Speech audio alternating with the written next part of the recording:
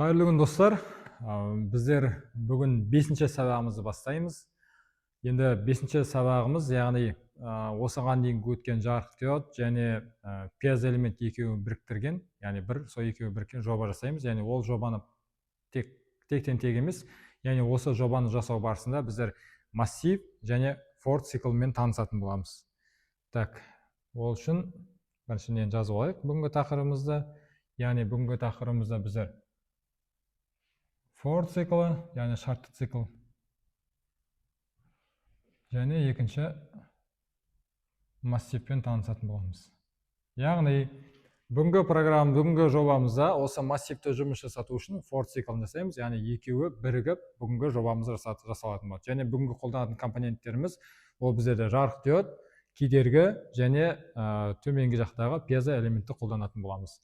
Енді бізде бірінші жасамас бұрын жалпы массив дегенімізде егінді информатика пәнінде массивті шыны керек мен өзім осы массивтің қалай жұмыс жасайды, жалпы суть массивтің сути дейді ғой, яғни ол жалпы не үшін арналған не екен, оны осы роботехникаға келіп, осы роботехникамен айналысып, роботқа программа жазғанда массивті қолдану қажет болған кезде шыны керек массивтің не екенін сол кезде түсіндім.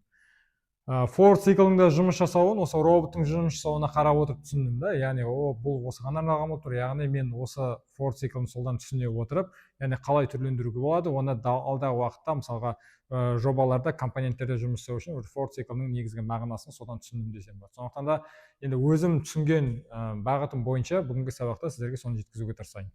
Сонымен бүгін біздерге осы массив пен Фордты түсіну үшін бізге яғни жарық диодпен жаңа айтқан пьезо элемент кедергілеріміз қажет болады. Енді соның жалғану схемасын қарайық. Бүгінгі жобамызда былай жасаймыз. 7 жарық диод және бір пьезо элемент қолданамыз. Яғни мынандай нәрсе. Әр жарық диод жаңа өшіп тұрады. Қосылған сайын бір нота, мысалы бір звук, басқа звук, келесі звук. Яғни жарық диодымыз жетеуі бір рядта кезекпен кезек жаңа қосылып шығады. Сәйкесінше 7 түрлі дыбыспен. Содан кейін барып келесі сол дыбыстарды қайталай отырып қайтадан өшіп шығатын болады. Яғни та-та-та-та-та-там, жаңағыдай соңғы дыбыстан бастап қайтадан та-та-та-там төменге қарай айтқанда сияқты әртүрлі дыбыстар жанып сөніп өшіретін болады. Олайша бірінші біз схемадан қарайық. 7 жарық диодтың схемасын жазайық. Пьезо элементпен қалай қосылады. Так. Бірінші жарық диодымды сызып алайын. Бір жарық диод бар менде.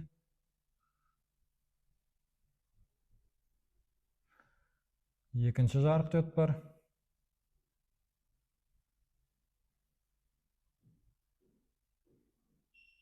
Так, мынаның деген қалыңдығын кішкене жоғартайын. Так, үшінші жарық диод.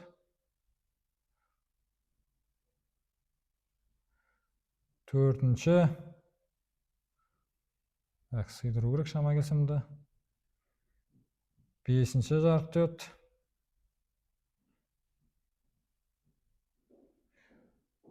Так.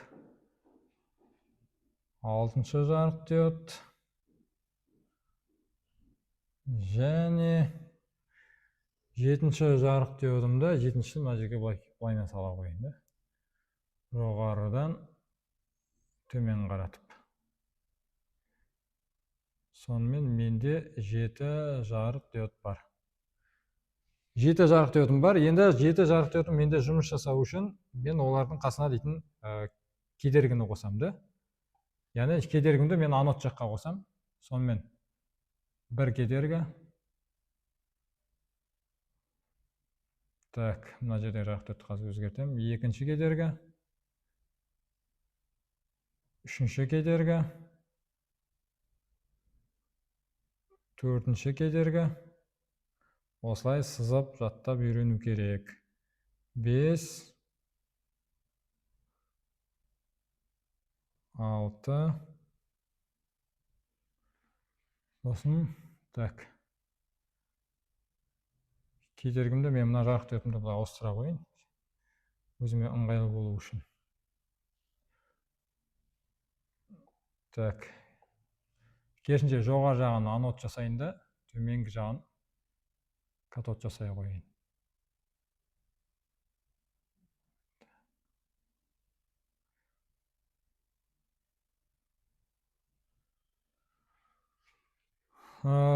Так, енді бұған кедергіні қосайын.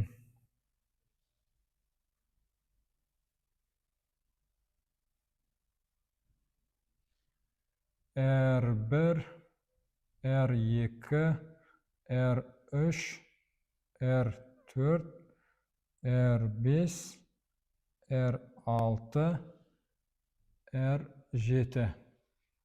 7 кедергімді салып шықтым. Енді дейтін енді женділерді қосып шығайын. Әрбір жарық диодының екінші аяғы менде дейтін минусқа қосылады. Енді жендейді бұлай жеке-жеке жендей салмаймыз. Оны айтпақшы. Оны бұлай түрлендіруге болады. Барлығын ортақ бір жендейға жіберейік.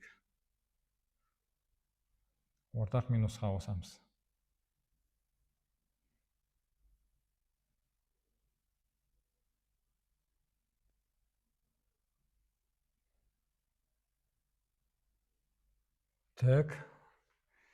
Мынаны дейтін төменгі жақпен әкеліп қоса қойық. Бірден мынаны қосу керек. Барлығы ортақ менде минусқа қосады. GND. Жарық диодтарымды ортақ минусқа қостым. Енді бар қайсысын дейтін портқа қосып қойық. Оны деген ақшылық көппен алайық. Сонымен мынау менде дейтін D2 екінші порт. Мынау менде D3, D4,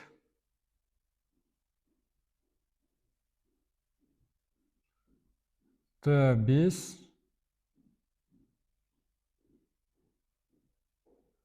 D6, D7. Мынау деген менде D8, 8-ші порт. Яғни 7 жарық диодым қосылды. Енді пьезо элемент. Пьезо элементті мен басқаша түспен салайын. Мына жерге пьезо элемент салайық. Пьезо. Бір контакты, екі контакты. Мына жерде менде плюс контактысы бар. Сонымен менде минус контактысын бірден мен жендеге қоса қоям. Мінекей. Ал енді плюс контактысын бұлайынан алып, менде дейтін 9-ға қоса қойын. D9.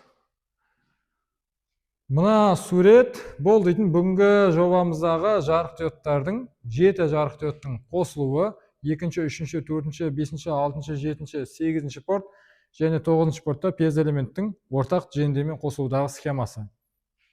Осының ішіндегі менде R1 тең R2-ге, ол тең R3-ге, ол тең R4-ге, R5, R6 тең R7, олар тең болады 220 Ом. 220 Омға тең. Сонымен бүгінгі біздің жасайтын жобамыздың схемасы. Сонымен жаттап алайық. Жарық диодтарды 2-ші порттан бастап 8-ші портқа дейін және пьезо элементімді 9-ші портқа қосамын. Минустар менде жарық диодта катод жақтарының барлығы минустар жендеге қосылып бар. Анод жақтарының бәрі кедергі арқылы 220 Омдық кедергі арқылы сандық порттарға қосылған. Пьезо элементінде ешқандай кедергі жоқ, плюс арқылы ол. Яғни бізде кешегі сабақтан білеміз, пьезо элементте шим порттарға қосамыз. Шим порттар олар 3, 5, 6, 9, 10, 11 деген. Яғни менде 9-ші портқа пьезо элементім қосылып бар. Олай болса, егер схема түсінікті болса, схеманы дәптерлеріңізге сызып өздеріңізді тексеріп қараңыздар, қызықты болады. Яғни басында түсініксіз болғанмен, бірақ схеманы сызу барысында оның өзінің бір былайша айтқанда кайфы бар да, сызып үйреніп көрсеңіздер, ол схема сызу бойынша да өздеріңізді жақсы қалыптастыра аласыздар. Сонымен жаңағы сызғанымыз бойынша енді жобамызды жинайық. Сонымен макеттік платаны аламын. Менде 7 жарық диод керек. Біріншісі, екіншісі, үшіншісі, 4, 5, 6, келмей қалды. Және 7. 7 жарық диодым бар. Кедергі менде мінекей 220 омдық кедергім, үстінен бастым 220 ом кедергім. Енді копировать етіліп тұр, сонымен қайттан қоя беруге болады. Келесі кедергім екеу, 7 жарықты 7 кедергі. Үшеу, төртеу, бесеу, алтау, және жетеу. 7 жарықты 7 кедергі. Сонымен мен дейтін бірінші минусты қосып алайын. Қатысын өзгертемін.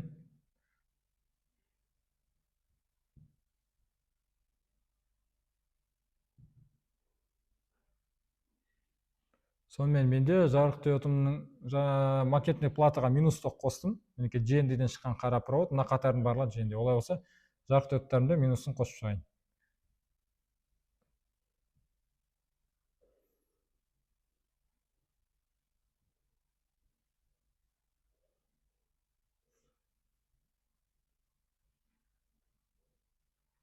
Сонымен әр жарық диодының минусымды қосып шықтым. Так, сәйкесінше пьезо элементін ала қойын. Так, еспей қалып жатыр. Пьезо элемент минусым. Сонымен, так, пьезо элементін қостым. Енді не қалды? Әрбір жарық диодты мен дейтін плюс контактіге қосып шығуым керек. Ол үшін мен дейтін қызыл түсті мен алайын проводымды. Так, бұл келмей қалды.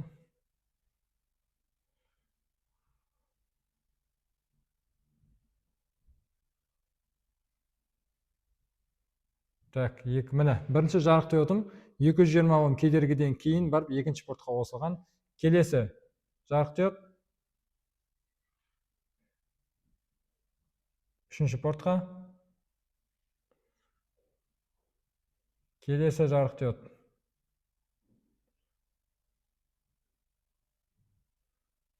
төртінші порт.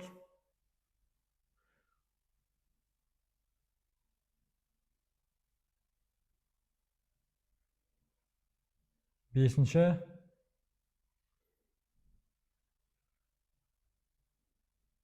Алтыншы.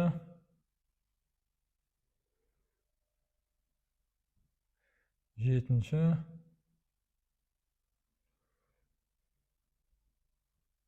Және сегізінші. Так, егер де шатасып кетем десеңіздер, әр проводтың түстерін ауыстырып қойын. Мысалға, мынауымыз менде оранжевый болсын. Мына проводтың түсін сарыға ауыстырайын, егер көрінетін болса. Мынаны менде жасыл болсын. Так, көк, березовый да. Көктің өзі. Және розовый, фиолетовый. Сонымен мынау менде дейтін міне 7 түрлі түс, 7 түрлі провод. Енді пьезо элементінің плюсын қосу қалды. Ол менде 9-шы портқа қосылған. Оның түсін дейтін пинк таңдадым да. Мынау фиолетовый, жаңа розовый. Сонымен 7 түрлі провод, 7 түрлі түстегі жарық диодта 7 түрлі түсті провод, және дейтін пьезо элементтің өзінің проводының бөлек түсі бар. Сонымен пьезо элементі менде шимпорт 9-да, жарық диодтарым бірінші тұрғанынан 2-ден бастап, қалғанның бәрі 2, 3, 4, 5, 6, 7, 8-ге қосылған. Сонымен енді программаны қарайық. Так, программа менде жазылып дайын тұр, қазір үлкейте қойын.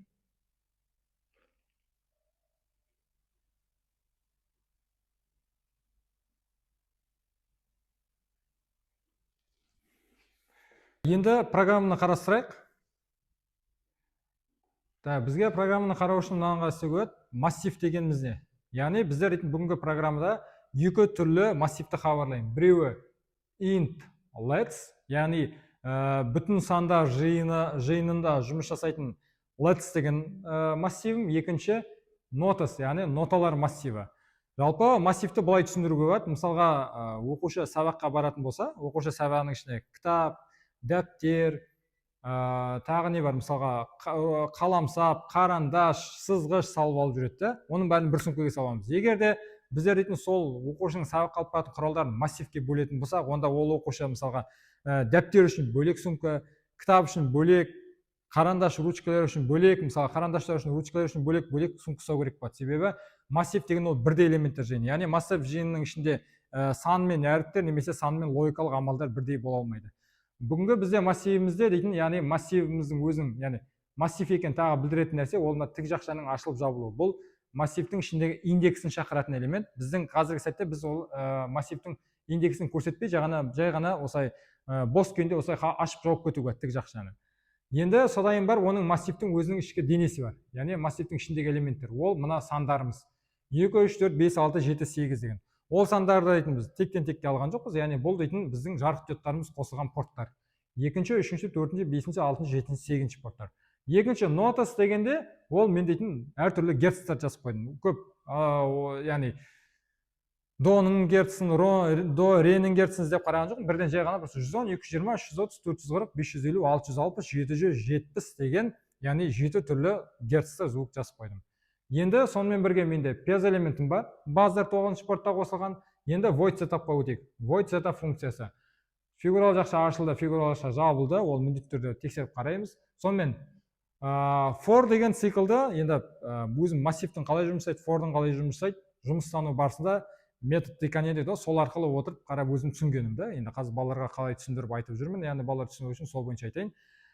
For деген цикл ол да цикліміз, бірақ ол циклді кез келген уақытта үзуге болады. Мысалы void loop'ты біз қандай жағдайда үземіз циклді? Ол жай ғана Arduino'ды мысалы неден токтан ажыратқан жағдайда ғана ол Arduino loop цикл жұмысын тоқтатады. For циклінің бір жақсы команданы, яғни шартты дұрыс жазу арқылы оны қажетті кезде шарт орындалып, шарт келіп шарт әрқашан ақиқат болып тұрған кезде for цикл жұмыс жасап тұрады. Шартымыз жалған болғанда, яғни ақиқат болмай қалғанда for цикл өзінің жұмысын тоқтатады. Сондықтан да for циклді дұрыс үзіп жұмысын тоқтата білу үшін, яғни біздер шартты дұрыс жаза білуіміз керек. Шарттың жазылуына байланысты ол дейтін жұмысын жасап отырады. Сонымен бірінші void setup'тың ішінде менде 7 түрлі жарық диод болғандықтан, 7 түрлі портым, 7 түрлі жарық диодым 7 түрлі портта қосылғандықтан, мен білемін, әр порттың өзінің сигналды қабылдау және дейтін токты шығару режимдері бар.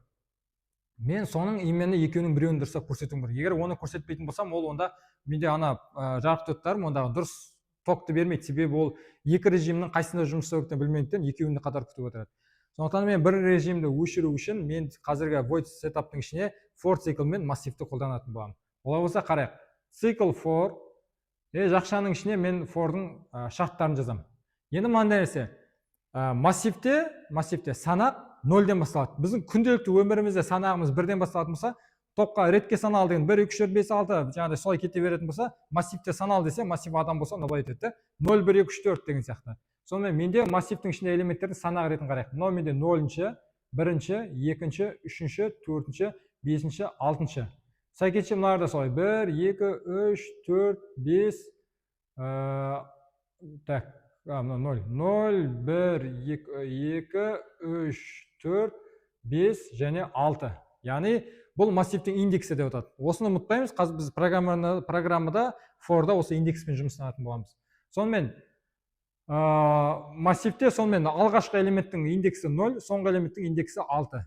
Массивтің ұзындығы жалпы ішіндегі элементтер саны бойынша екі массивдің ұзындығы 7-ге тең. Ішінде себебі екеуінде де 7 түрлі сан бар. Сонымен бастайық. For циклмен жұмыстану үшін мен I деген айнымалыны хабарлаймын. I айнымалысы, яғни integer, бүтін сандар типіне жататын I деген айнымалы бар, және оның алғашқы мәні 0. Және бұл 0 мендегі массивіндегі индекске тең. Және ол I деген айнымалым 6-дан әрқашанда 6-дан кіші немесе тең болу керек. Ол 6 деген сан тегінен алған жоқ, ол менде мына массивінің индексінде ең соңғы сандары. Және ол for'дың ішіне жазған I деген айнымалым әрбір шарт қанағаттандырылған сайын біреуге артып отыру керек. Біреуге артып отыру керекті білдіретін ол I++, немесе мынандай жағдай болады. I тең болады, так, Т емес. I тең болады, I+1 деп жазуға болады. Яғни бұл да екеуі бірдей. Екеуі бір I++ немесе I тең болады, I+1 деп жазуға болады. Сонымен менде мынандай нәрсе болады. For деген циклдің жұмысын бастайды, алғашқы int I 0 дегеннен бастайды. Яғни 0 деген менде екінші порт. мына жерге әкеліп 0-ші индекс немесе екінші портты әкеліп қояды да, астында pin модта let's дегенде сенің алғашқы режимің input деп көрсетеді. Оны түсіндіретін нәрсе, қарап тұрсаңыздар, менде мына жерде let's дегеннің ішінде I деген сан тұр, айнымалым тұр. Осы I деген for'дағы I деген айнымалы. I өзінің алғашқы мәнін 0-ды әкеліп қояды. 0-ге режим output деп көрсетеді. 0-ші индексте тұрған элемент ол менде екінші порт. Сонымен екінші порт режимін outputқа ауыстырады. Сосын ол сұрайды, 0 6-дан кіші ме деп. 0 6-дан кіші немесе тең дегенде ол кіші уже ақиқат. Ақиқат болғандықтан 0 алады да біреуге секіреді, 1-ге секіреді. Сосын 1 деген санды әкеліп let's-тің ішіне, массивтің ішіне қояды. Сонда 1 деген санымыз ол менде үшінші порт. Үшінші портымыз режимін outputқа ауыстырады. Сосын 1 деген 6-тан кіші болғандықтан ол 2-ге ауысады, 2 6-тан кіші болғандықтан 3-ге ауысады, 3 6-тан кіші 4-ге, 4 6-тан кіші 5-ге, 5 6-дан кіші 6-ға ауысады. 6-ның өзінде 6 ол дейтін 6-дан кіші емес, бірақ тең болғандықтан бұл 6-шы портты, яғни 8-ші портты да әкеліп мына жерге қоя алады, 6-шы индексті де. Оның да режимі output болады да, келесіге секіреді, бірақ келесі сан 7. 7 деген санымыз 6-дан кіші емес және тең емес, яғни мына жерге келгенде жалғанға тап болады. Жалғанға тап болғандықтан for өзінің жұмысын тоқтатады. Мінекей, for'дың фигуралы жақсасы ашылды, for'дың фигуралы жақсасы жабылды. For өзінің жұмысын тоқтатып болғаннан кейін барып қана келесі pin mode buzzer output деген команда орындалады. Сонда void setup былай болады. Void setup басталады. For дейтін 7 жарық диодтың портына әрқайсысына output деген режимді көрсетіп болады да, for жалған болып жұмысын тоқтатқаннан кейін барып келесі pin mode қойдады. Buzzer output болып. Сонымен енді void loop-қа өтейік. Функция void loop ашылды, төменгі жағында мына жақта жабылғаны бар. Void loop функциясында бірінші for цикл тап солай. Себебі менде мынандай нәрсе. Жарық диод басынан бастап аяғына дейін жанып шығу керек. Сосын барып жанып шыққаннан кейін барып соңынан бастап төменге қарай қайтадан сөніп шығу керек. Жанып шығу реті тап жаңағыдай 0-ден бастайсың, int деген for хабарлап, оның менде 6-дан кіші немесе тең болу керек, және сол I деген айнымалым бір ретқа бір қадам жасап отыру керек. Тек бір қадам жасап отыруда басында pin mode болса, енді pin mode емес, менде енді digital write let's I hide. Яғни тап жаңағыдай екінші портта келеді, 0-ші индекстағы оған hide деген команда қосады, екінші светодиодым жанады, сосын барып астында toner деген функция өтеді. Toner деген функция, tone buzzer.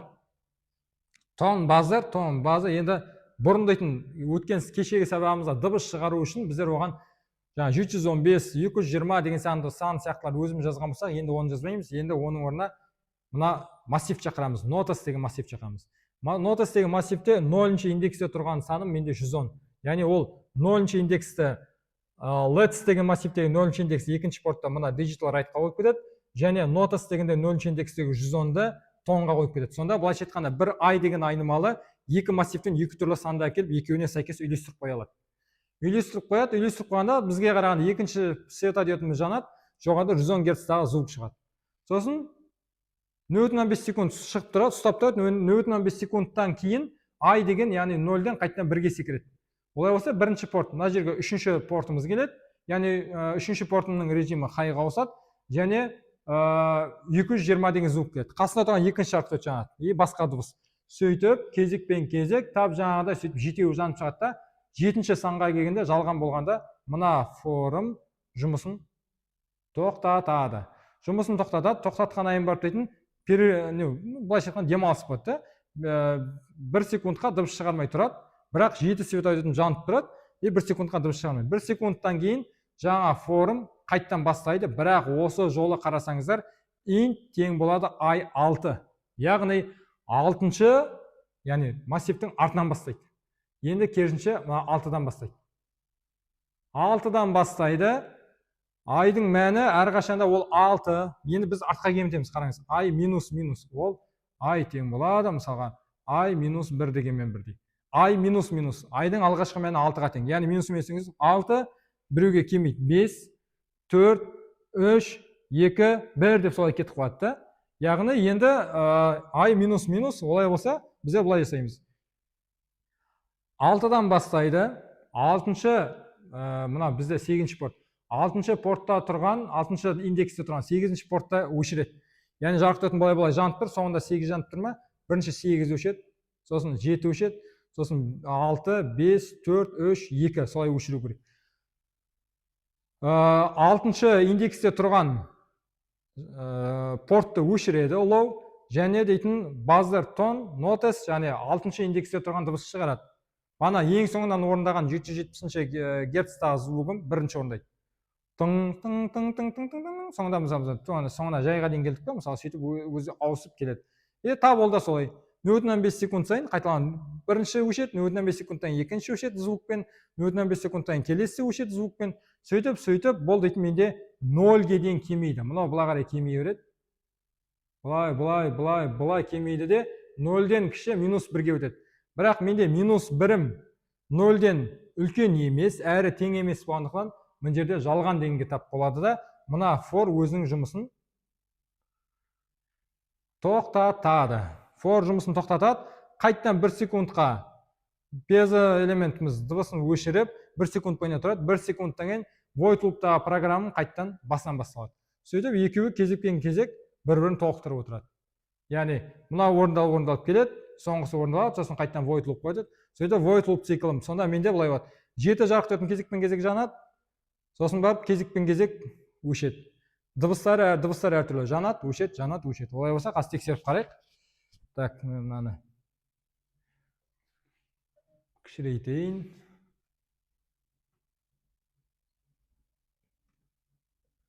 Көрініп тұрған бар деген ойдамын. Қазір микрофон тақайын.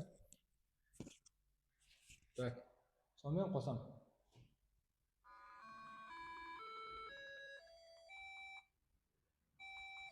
Енді кері өшіп жатыр. Бұл алттан басталады. 0-ден басталатын индекс басталады қазір.